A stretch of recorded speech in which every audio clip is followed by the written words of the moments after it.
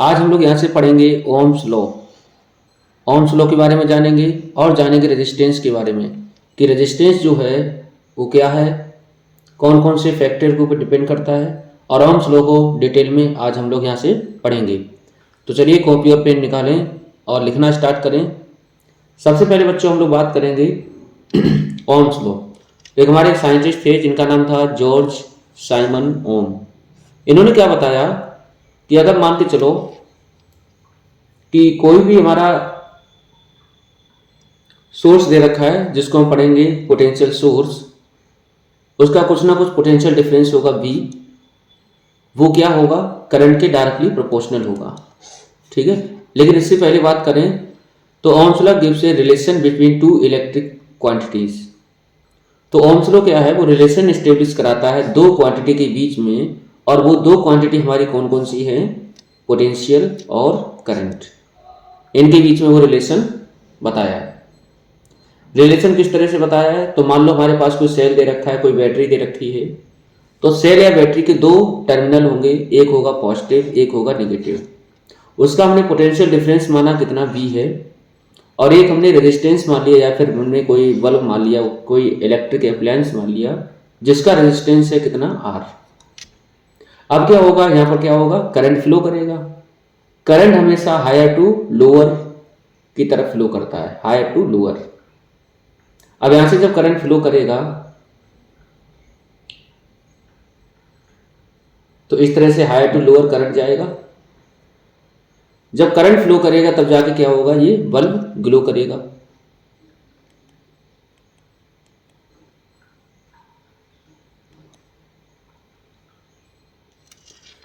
जब bulb glow करा तो ओम्स ने क्या बताया, Ohm's law state that's, Ohm's law ने क्या बताया कि जो करंट है I flowing through a metallic conductor is directly proportional to the potential difference V। मतलब यहां पर जो करंट फ्लो करेगा वो इसके ऊपर डिपेंड करेगा, पोटेंशियल डिफरेंस के ऊपर। Across its and provided its temperature remains the same. मतलब टेम्परेचर को कांस्टेंट रखते हुए यहाँ पर जो पोटेंशियल है वो डायरेक्टली प्रोपोर्शनल किसके होगा, करंट के। मतलब करंट तभी बढ़ेगा जब पोटेंशियल की वैल्यू हम बढ़ाएंगे।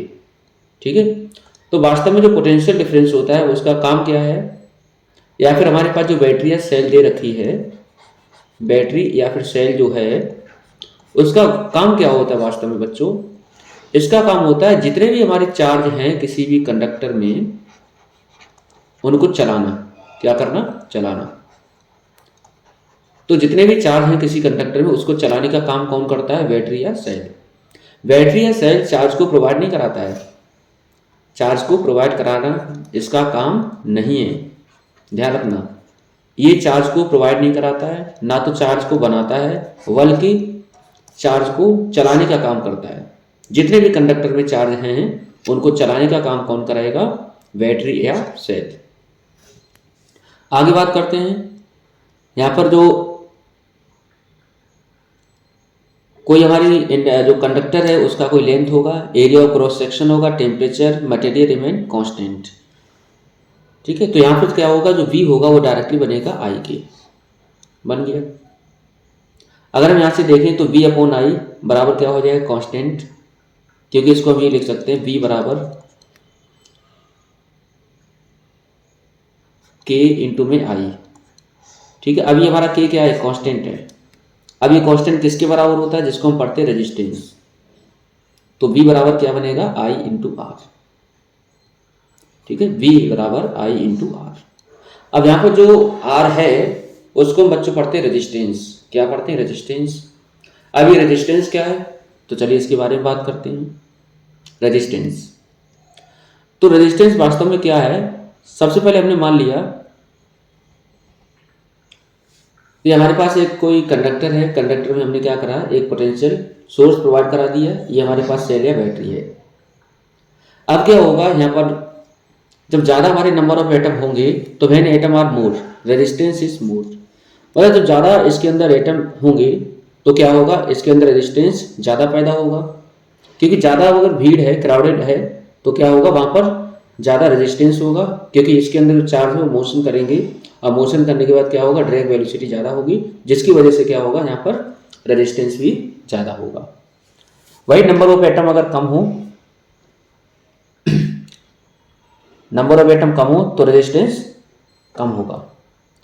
अगर मान लो रेजिस्टेंस ज़्यादा है तो करंट की वैल्यू क्या हो जाएगी, कम हो जाएगी। वही मान लो अगर नंबर ऑफ एटम क्या है, कम है, तो करंट क्या हो जाएगा, ज़्यादा हो जाएगा। ठीक है। अब ये रेजिस्टेंस है क्या वास्तव में, the property of the conductor due to which it oppose flow of current is called resistance. तो रेजिस्टेंस क्या है, रेजिस्टेंस एक प्रॉपर्टी है कंडक्टर की जो क्या करेगा, अपोज करेगा फ्लो ऑफ करंट को मतलब जो भी करंट फ्लो कर रहा है उसको क्या करेगा, अपोज करेगा। यही वाली प्रॉपर्टी को हम पढ़ते हैं रेजिस्टेंस।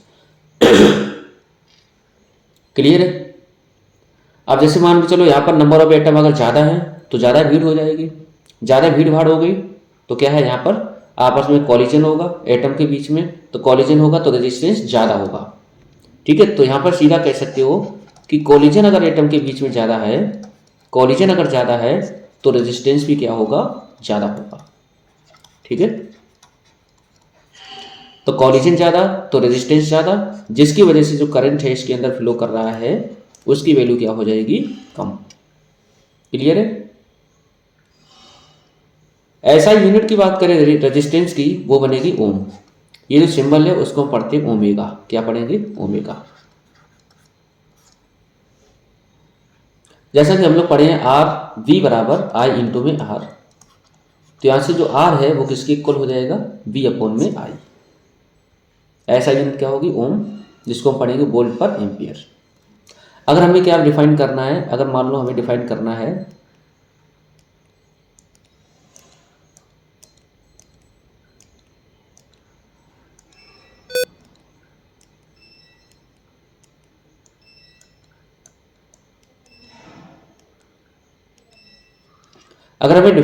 कि एक रेजिस्टेंस या एक ओम किसके बराबर होगा, एक ओम की डेफिनेशन डिफाइन करनी है, 1 ओम।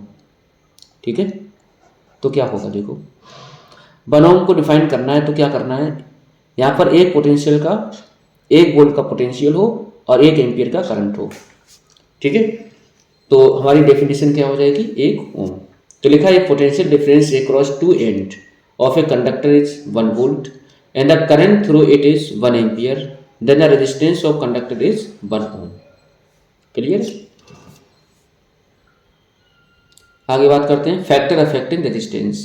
कौन कौन से फैक्टर है जिनके ऊपर रेजिस्टेंस डिपेंड करता है।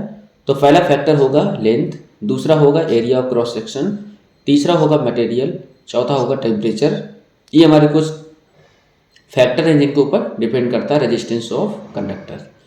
पहला तुम्हारा होगा रेजिस्टेंस डायरेक्टली प्रोपोर्शनल होता है लेंथ ऑफ कंडक्टर। जितना ज़्यादा लेंथ होगा उतना ज़्यादा क्या होगा, रेजिस्टेंस होगा। इन्वर्सली होता है क्रॉस सेक्शनल एरिया के। ठीक है। तो जितना ज़्यादा लेंथ होगा उतना ज़्यादा रेजिस्टेंस होगा, जितना ज़्यादा एरिया होगा उतना कम रेजिस्टेंस होगा। जैसे मान लो एक एग्जांपल के थ्रू समझते हैं कि यहाँ पर जो एरिया है, एरिया वो आप देख पा रहे हो कम, लेकिन भीड़ क्या है, ज़्यादा। जब ज़्यादा भीड़ है तो रेजिस्टेंस क्या होगा, ज़्यादा होगा। तो यहाँ पे लिखा if the doer is wider, अगर डुअर जो है वो ज़्यादा वाइडर है, चौड़ा है, more people can inter, resistance is less, तो ज़्यादा लोग क्या है इसके अंदर एंटर कर सकते हैं आसानी से, तो रेजिस्टेंस क्या होगा, कम होगा। और वही मान के चलो यहाँ पर क्या हो गया, इफ वायर इज थिकर, इसी तरह से वायर इज थिकर, अगर वायर क्या है, मोटा है, तो मोर इलेक्ट्रॉन कैन फ्लो, तो ज़्यादा इलेक्ट्रॉन फ्लो कर सकते हैं, जिससे क्या होगा, रेजिस्टेंस कम होगा। क्लियर है। Hence resistance is inversely proportional to area. तो यहाँ पर अगर एरिया ज़्यादा है तो इलेक्ट्रॉन ज़्यादा फ्लो कर सकते हैं आसानी से, तो रेजिस्टेंस होगा कम। अगर एरिया कम है तो रेजिस्टेंस क्या होगा, ज़्यादा होगा। मटेरियल, तो मटेरियल की बात करें तो यहाँ पर जो होगा, अगर हम इन दोनों को मिला दें, ये दोनों इक्वेशन को मिला दें, तो आर जो बनेगा वो बनेगा directly proportional to L upon A. अगर यहाँ से हम डायरेक्टली प्रोपोर्शनल हटाएं तो हमें एक कांस्टेंट मिलेगा जिसको हम पढ़ते हैं रो। क्या पढ़ेंगे, रो। ठीक है। अब रो क्या है, रो हमारा डिपेंड करता है किसके ऊपर, मटेरियल के ऊपर। मतलब हर एक इंडिविजुअल मटेरियल का जो रो है वो अलग अलग होता है, जिसको हम पढ़ते हैं स्पेसिफिक रेजिस्टिविटी या स्पेसिफिक रेजिस्टेंस। तो ये बनेगा रेजिस्टिविटी। क्या बनेगा, रेजिस्टिविटी। क्लियर है। तो इसको हम पढ़ते हैं क्या, रेजिस्टिविटी। रेजिस्टिविटी जैसे मान के चलिए हमारे पास मटेरियल अलग अलग है। अगर मान लो हमारे पास कॉपर है, कॉपर, अगर मान लो हमारे पास सिल्वर है, या फिर हमने मान लिया कि हमारे पास नाइक्रोम है, तो हर एक मटेरियल का जो रेजिस्टिविटी है वो अलग अलग होगा। अब ये डिपेंड करेगा कि किसमें, कौन से मटेरियल में इलेक्ट्रॉन आसानी से फ्लो कर सकते हैं। तो कॉपर है, कॉपर की रेजिस्टिविटी क्या होती है, सबसे कम होती है, सिल्वर की कम होती है, और नाइक्रोम की थोड़ी ज़्यादा होती है। तो ये जो है इसमें जो इसका जो रेजिस्टिविटी वो ज़्यादा होता है, जिसकी वजह से क्या होगा, रेजिस्टेंस ज़्यादा होगा। जब रेजिस्टेंस ज़्यादा होगा तो इलेक्ट्रॉन आसानी से फ्लो नहीं कर सकते, तो करंट की मात्रा क्या हो जाएगी, इसके अंदर कम हो जाएगी। इसीलिए हम लोग क्या करते हैं कि घरों में कॉपर वायर का प्रयोग करते हैं, जिससे क्या है, रेजिस्टेंस कम पैदा हो। रेजिस्टिविटी की बात करें तो रेजिस्टिविटी क्या बनेगी, जैसा कि हम लोगों ने पढ़ा, आर बराबर रो एल अपॉन ए, बहुत बहुत इंपॉर्टेंट है, याद रखना। तो यहाँ से रो जो बनेगा वो बनेगा आर ए अपॉन में एल। यहाँ से अगर यूनिट की बात करें तो रेजिस्टेंस की यूनिट हम लोग पढ़ते हैं क्या, ओम, तो यहाँ लिखेंगे ओम।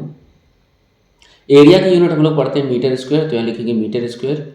अपॉन में लेंथ, लेंथ को किस में मेजर करेंगे, मीटर में, तो मीटर से मीटर खत्म हो जाएगा, तो यूनिट यहाँ से निकल के आएगी ओम मीटर। बहुत बहुत इंपॉर्टेंट है। रेजिस्टिविटी की ऐसा यूनिट क्या बनेगी, ओम मीटर। अगला फैक्टर हमारे पास है टेम्परेचर। तो जो रेजिस्टेंस है वो डायरेक्टली प्रोपोर्शनल होता है टेम्परेचर के। अगर मान लो टेम्परेचर बढ़ेगा तो रेजिस्टेंस भी क्या होगा, बढ़ेगा। ठीक है, तो ये ध्यान रखना, डायरेक्टली प्रोपोर्शनल किसके होता है, टेम्परेचर के। जैसे बच्चों मान लो हमारे पास कोई ग्राफ दे रखा है एक ग्राफ हमारे पास ये है, एक ग्राफ हमारे पास ये है, एक ग्राफ हमारे पास ये है, इधर है V, इधर है I। तो हमें मालूम है कि R जो है, R है वो V अपॉन I के बराबर होगा, सीधी सी सिद्धांत है, R बराबर किसके होगा, V अपॉन I के। तो यहाँ से मान लो हमारे पास T1 है, ये T2 है, ये T3 है। अगर आपसे पूछा जाए कि किसका रेजिस्टेंस ज़्यादा होगा, ये वाले ग्राफ का, ये वाले ग्राफ का, ये वाले ग्राफ का, तो यहाँ से सीधा क्या करेंगे, जो VI ग्राफ है, VI ग्राफ, इसको हम VI ग्राफ पढ़ते हैं, VI ग्राफ। आगे हम चर्चा करेंगे VI ग्राफ। अगर आपके पास कोई VI ग्राफ दे रखा है तो VI ग्राफ का अगर स्लोप निकालें, स्लोप, तो वो आपको हमेशा क्या देगा, रेजिस्टेंस। ठीक है, तो स्लोप हम कैसे निकालते हैं, तो टेन थीटा बराबर होता है परपेंडिकुलर अपॉन में बेस। परपेंडिकुलर पे क्या लिखा हुआ है, V, और बेस में क्या लिखा है, I। तो स्लोप जो बनेगा वो क्या बनेगा, रेजिस्टेंस बराबर हो जाएगा V अपॉन में I। क्लियर है। तो यहाँ से जिसका स्लोप ज़्यादा उसका रेजिस्टेंस ज़्यादा, जिसका स्लोप कम उसका रेजिस्टेंस कम। तो यहाँ से स्लोप सबसे कम किसका है, T3 वाले का है, सबसे ज़्यादा किसका है, T1 वाले का। तो जिसका स्लोप ज़्यादा तो इसका रेजिस्टेंस क्या होगा, ज़्यादा, तो इसका रेजिस्टेंस होगा मोर, ज़्यादा होगा। जब रेजिस्टेंस ज़्यादा तो टेम्परेचर T1 की वैल्यू भी क्या होगी, ज़्यादा होगी। क्यों, क्योंकि जो टेम्परेचर है वो डायरेक्टली प्रोपोर्शनल किसके होता है, रेजिस्टेंस की। ठीक है, तो यहाँ से क्या होगा, T1 जो होगा वो सबसे ज़्यादा होगा, T2 है उससे कम होगा, T3 की वैल्यू सबसे कम होगी। तो ये बात को आप ध्यान रखना हमेशा। आगे बात करते हैं practical understanding of resistivity. Resistivity को हम प्रैक्टिकली अब देखेंगे किस तरह से वो डिपेंड करता है। ठीक है, तो जैसे मान के चलो सबसे पहले हमने कॉपर वायर यहाँ पर ले लिया। जैसे ही हमने कॉपर वायर लिया तो अमीटर में कुछ रीडिंग यहाँ पर देखी। ठीक है, उसके बाद हमने क्या करा, एल्युमिनियम वायर लिया, तो एल्युमिनियम वायर में कुछ रीडिंग अमीटर में दिखी। ठीक है, उसके बाद हमने लिया ग्लास रॉड, तो जैसे ही ग्लास रॉड लिया तो अमीटर में कोई रीडिंग नहीं आई। तो इससे ये पता चल रहा है, उसका रबर लिया तो रबर में कोई अमीटर में रीडिंग नहीं आई।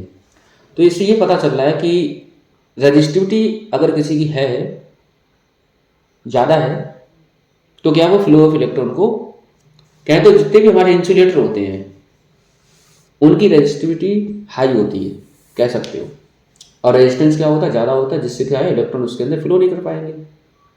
तो जो भी जितने हमारे कंडक्टर है उन्हीं की रेजिस्टिविटी कम होती है, उसी में इलेक्ट्रॉन फ्लो करते हैं। तो यहाँ से लिखा रेजिस्टिविटी और is a specific property of a material.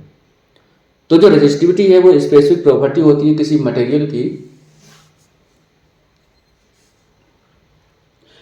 Different material have different resistivity. अलग अलग मटेरियल के पास अलग अलग रेजिस्टिविटी होती है। जैसे मान लो हमने बताया कॉपर है, सिल्वर है, नाइक्रोम है, रबर है, तो रबर की तो एक तरह से इंसुलेटर है, इसकी रेजिस्टिविटी क्या होगी, ठीक है। अब जैसे हमारा 11.2 टेबल दे रखा है क्लास 10th की एनसीईआरटी में, वो आप पढ़ सकते हैं। आगे बात करें तो on what factor does the resistance of a conductor depend. Answer क्या होगा, the resistance of a conductor depend on its length, area of cross section.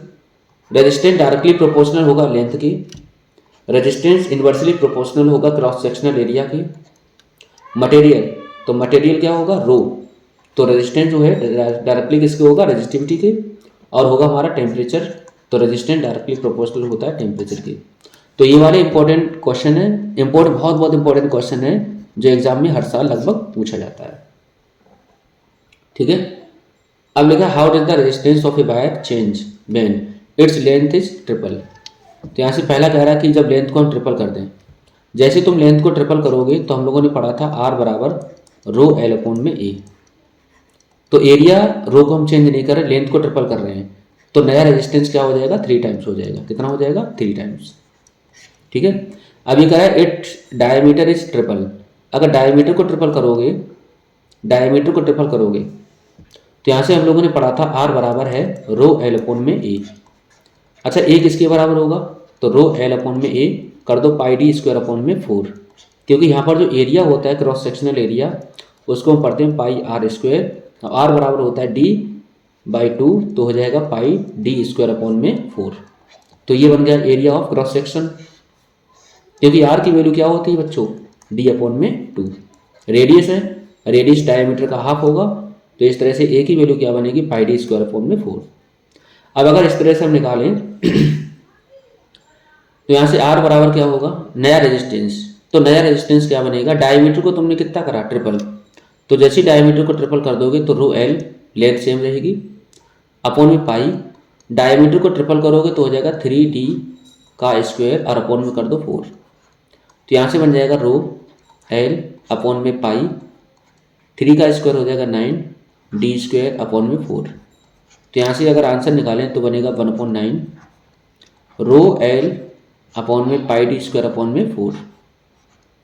अब यहाँ से जरा देखें ये वाली वैल्यू हमारे किसके बराबर है, ये वाली वैल्यू है हमारी आर के बराबर, तो यहाँ से जो नया रेजिस्टेंस होगा आर डैश वो हो जाएगा 1/9 ऑफ इनिशियल रेजिस्टेंस। मतलब अगर डायमीटर को बढ़ाओगे तो क्रॉस सेक्शन एरिया बढ़ेगा, एरिया बढ़ेगा तो रेजिस्टेंस कम होगा, तो यहाँ से रेजिस्टेंस कितना हो गया, 1/9, ठीक है। यहाँ से आप सीधा फॉर्मूले का प्रयोग कर सकते हो, नया रेजिस्टेंस जो बनेगा वो बनेगा कितना, 1/n स्क्वायर इंटू में आर। यहाँ पर जो एन की वैल्यू है बच्चों वो ट्रिपल का मतलब क्या है 3, तो जैसे ही एन की वैल्यू 3 रखोगे तो यहाँ से हो जाएगा 1/9, ठीक है, तो 1/9 इंटू में आर, तो ये क्या है, शॉर्टकट है, ठीक है। सी वाले में कह रहा है its material is change to one whose resistivity is 3 times. अब क्या कह रहा है, यहाँ पर हमने मटेरियल को चेंज करा, सी वाले में मटेरियल को चेंज करा, तो हमारे पास फॉर्मूला पहले था आर बराबर रो एल अपॉन में ए। अब ये कह रहा है कि चेंज करा और उसकी रेजिस्टिविटी क्या है 3 टाइम, तो 3 टाइम कर दोगे तो नया रेजिस्टेंस कितना बनेगा, आर एस बराबर 3 रो एल अपॉन में ए। तो यहाँ से नया रेजिस्टेंस कितना हो जाएगा, अगर रेजिस्टिविटी बढ़ेगी तो रेजिस्टेंस भी बढ़ेगा, ठीक है, तो नया रेजिस्टेंस हो जाएगा 3 टाइम्स। तो ये तुम्हारे कुछ क्वेश्चन थे, आगे बात करते हैं। तो इस तरह से इसको सॉल्यूशन भी दे रखा है।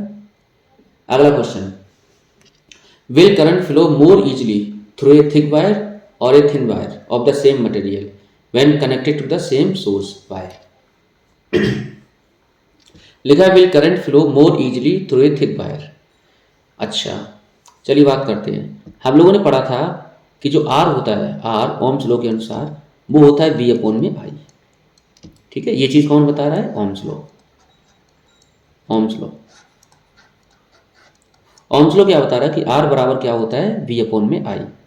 दूसरी तरफ अगर देखें तो कह रहा है कि थिक वायर और a thin wire same material, ठीक है। तो हमने मान लिया कि जो रेजिस्टेंस है वो हमें मालूम है कि इनवर्सली किसके होता है, क्रॉस सेक्शनल एरिया के, ठीक है।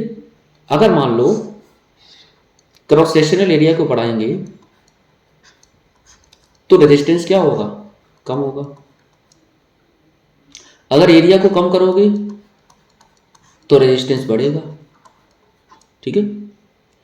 तो यहां पे क्या है, जैसे एरिया को बढ़ाया, एरिया को बढ़ाओगे तो जितने भी इलेक्ट्रॉन होंगे वो आसानी से फ्लो कर पाएंगे, क्योंकि वहां भीड़ भाड़ कम हो जाएगी, क्योंकि एरिया ज़्यादा हो गया, आसानी से फ्लो कर पाएंगे। जब वो इलेक्ट्रॉन आसानी से फ्लो कर पाएंगे तो यहाँ पर रेजिस्टेंस कम हो गया। जब रेजिस्टेंस कम हो गया तो ये वाली इक्वेशन देखो जरा, रेजिस्टेंस कम हो गया तो करंट क्या हो जाएगा, ज़्यादा हो जाएगा, ठीक है। तो वही क्वेश्चन है, will current flow more easily, तो करंट आसानी से फ्लो करेगा जब थिक वायर होगा, ठीक है। तो इसको ध्यान रखना। अच्छा, कुछ हम इलेक्ट्रिक सर्किट की बात कर लेते हैं। कुछ हमारे सिंबल्स हैं, वो कौन कौन से सिंबल्स हैं। तो जैसे सेल का सिंबल क्या होता है, ये ध्यान रखना, ठीक है। बैटरी का सिंबल क्या होता है, बैटरी होती है सेल का कॉम्बिनेशन। इसी तरह से की स्विच की बात करें तो प्लग की अगर क्लोज है तो इसको हम बोलते हैं क्या, ऑन है, स्विच ऑन है तो ये बनेगा, अगर ऑफ है तो ये बनेगा, ठीक है। इसी तरह से क्या होगा, रेजिस्टेंस, तो रेजिस्टेंस जो है उसका सिंबल ये होगा, रजिस्टर। वेरिएबल रेजिस्टेंस क्या मेजर करता है, देखो रेजिस्टेंस जो है, रेजिस्टेंस वो एक कांस्टेंट रेजिस्टेंस की वैल्यू मेजर करता है, कांस्टेंट।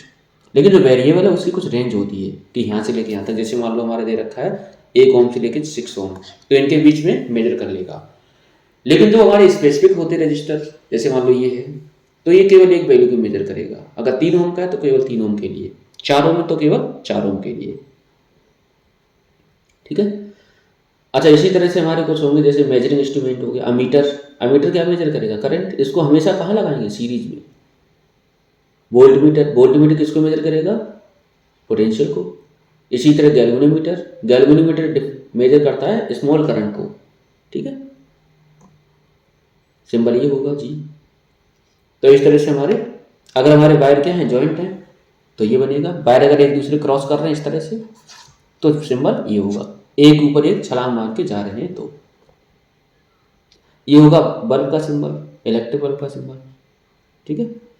तो यहाँ से अगर देखें तो एक बार देख लो, सेल का सिंबल क्या होगा, ये रेजिस्टेंस, बैटरी, अमीटर, ठीक है। वेरिएबल रेजिस्टेंस, वेरिएबल रेजिस्टेंस अगर हमें मालूम है तो वोल्ट मीटर, गैल्वेनोमीटर, प्लग की ऑन, टैप की, वायर अगर जॉइंट है, इलेक्ट्रिक बल्ब, प्लग की ऑफ, टैप की और वायर क्रॉसिंग। तो ये हमारे कुछ सिंबल हैं, इनको याद रखो। Some important point to remember, कौन कौन से पॉइंट है जिनको याद रखना है। While connecting cell to each other, always connect unlike terminal। जब भी आप सेल को जोड़ रहे हो एक दूसरे से, सेल को अगर जोड़ना हो तो हमेशा अपोजिट टर्मिनल को ही जोड़ेंगे। मतलब ये वाला पॉजिटिव है तो ये नेगेटिव, तो नेगेटिव वाले से हम पॉजिटिव वाले को ही जोड़ेंगे, तभी जाके क्या बनेगी, आपकी बैटरी बनेगी, ठीक है। तो सेल का कॉम्बिनेशन क्या होता है, बैटरी, अमीटर। तो अमीटर जो होगा वो हमेशा हायर टू लोअर जाएगा, चाहे तुम्हारा वोल्ट मीटर हो चाहे अमीटर। तो फॉर डिवाइस लाइक अमीटर और volt meter, the side from which current enter is positive and the side from current exit is negative. तो जिधर से करंट आएगा उधर वाले को हमेशा पॉजिटिव मानेंगे और जिधर से करंट जाएगा उधर हमेशा हम नेगेटिव मानेंगे।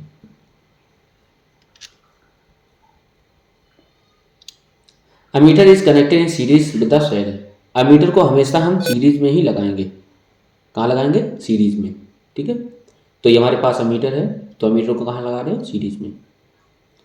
इसका जो रेजिस्टेंस होता है वो बहुत लो होता है, ध्यान रखना। So it allow almost entire current to pass, मतलब पूरे करंट को पास होने देता है क्योंकि रेजिस्टेंस बहुत कम है। So it does not disturb the current so as well as measure the current. और ये करंट को मेजर कर लेता, पूरा करंट को, क्यों, क्योंकि इसका खुद का रेजिस्टेंस जब कम है तो पूरा करंट इससे पास करेगा और पूरे करंट को ये मेजर कर देगा। तो ये बात हो गई। इसी तरह अगर वोल्ट मीटर की बात करें तो वोल्ट मीटर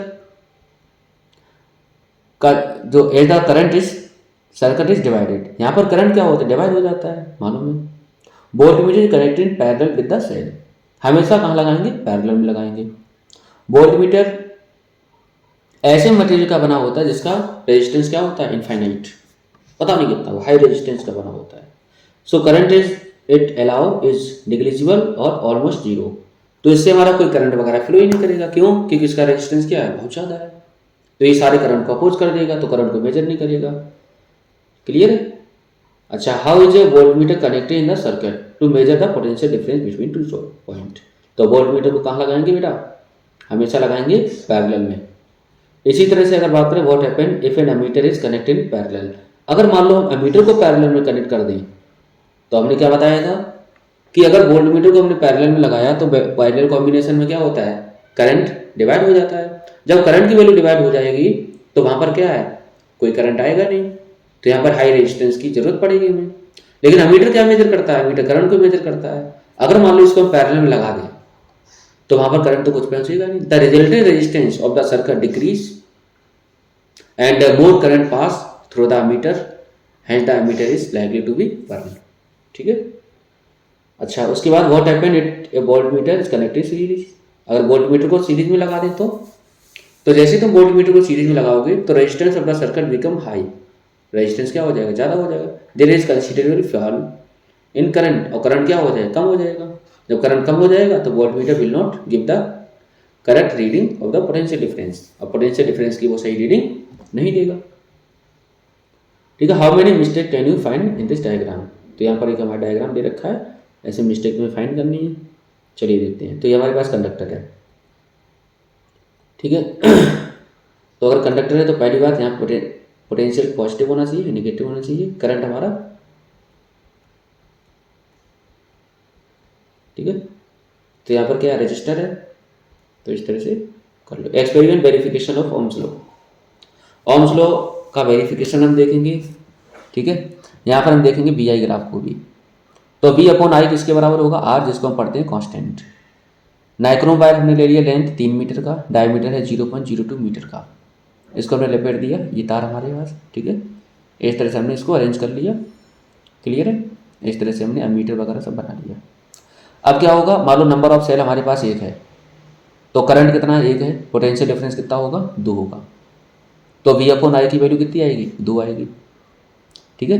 अगर मान लो हमने नंबर ऑफ सेल कितनी कर दी, 2 कर दिए, तो करंट हमारा कितना हो गया, 2 एम्पियर हो गया। क्यों? पोटेंशियल बढ़ा, करंट बढ़ेगा, नंबर ऑफ सेल बढ़ेगा, पोटेंशियल डिफरेंस कितना हो जाएगा, 4। बी बराबर क्या होता है, 29 गुना हो जाएगा, ठीक है। तो रेजिस्टेंस कितना होगा, 2।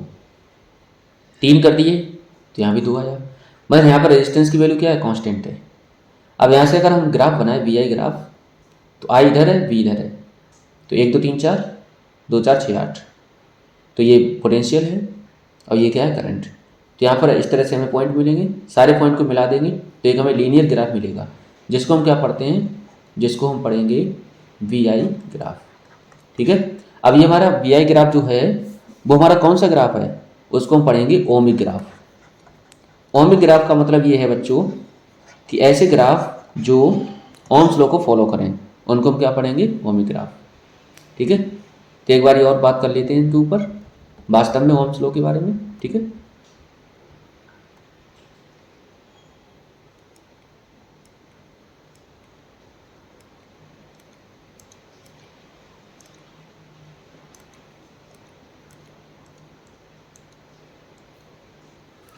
चलिए, वी आई ग्राफ,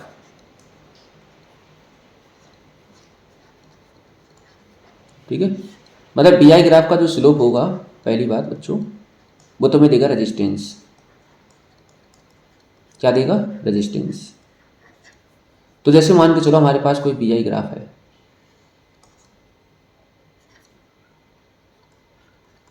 ठीक है, इधर है करंट, इधर है पोटेंशियल, और ये हमारे पास कोई ग्राफ है, तो इसका जो स्लोप है वो क्या देगा आपको, रेजिस्टेंस, ठीक है। अगर मान लो स्लोप की वैल्यू ज़्यादा है, स्लोप की वैल्यू ज़्यादा है तो रेजिस्टेंस की वैल्यू भी क्या होगी, ज़्यादा होगी। अगर स्लोप की वैल्यू कम है तो रेजिस्टेंस की वैल्यू भी क्या होगी, कम होगी, ठीक। तो जैसे मान लो हमारे पास क्या है, 3 ग्राफ दे रखे हैं, 3 ग्राफ हैं। एक ग्राफ हमारे पास ये है, दूसरा ग्राफ ये है, और तीसरा ग्राफ ये है। ये है V और ये दे रखा है आपको I।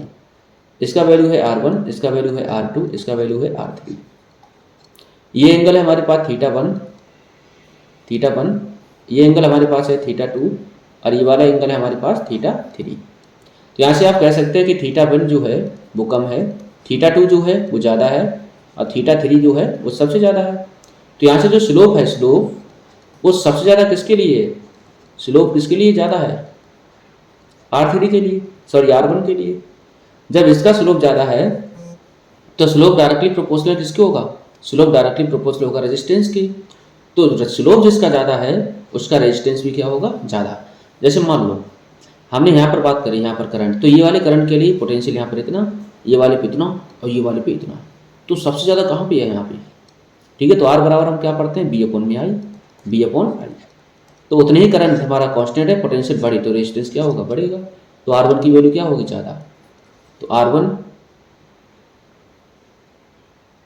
यहाँ पर उल्टा लिखा, R one is greater than two, ठीक है, इस तरह से होगा। आर वन की वैल्यू ज़्यादा है, सॉरी थीटा वन, हाँ सही है, थीटा थ्री क्या है, ज़्यादा है, ठीक है, ठीक है बिल्कुल। आर वन की वैल्यू क्या होगी, ज़्यादा होगी, आर टू की वैल्यू क्या होगी, अब आर थ्री की वैल्यू क्या होगी, सबसे कम, ठीक है। तो क्यों, क्योंकि इसका एंगल ये वाला कम है और ये वाला एंगल ज़्यादा है, ये वाला एंगल ज़्यादा, थीटा थ्री ज़्यादा है तो इसके लिए एंगल कितना है, थीटा थ्री, इसके लिए एंगल कितना है, थीटा टू, इसके लिए एंगल कितना है, थीटा वन। तो जैसे जैसे स्लोप बढ़ाएंगे वैसे वैसे क्या होगा, रेजिस्टेंस बढ़ेगा। तो जो ऐसे ओमिक ग्राफ, हमारे ग्राफ जो है वी आई ग्राफ दो तरह से होते हैं, एक होता है ओमिक और दूसरा होता है नॉन ओमिक। ओमिक ग्राफ ऐसे होते हैं जो फॉलो करते हैं किसको, फॉलोज ओम्स लॉ। ऐसे ग्राफ जो ओम्स लॉ को फॉलो करें, ओम्स लॉ, उनको हम पढ़ते हैं ओमिक ग्राफ। नॉन ओमिक क्या होते हैं, नॉन ओमिक ऐसे ग्राफ जो ओम्स लॉ को फॉलो ना करें।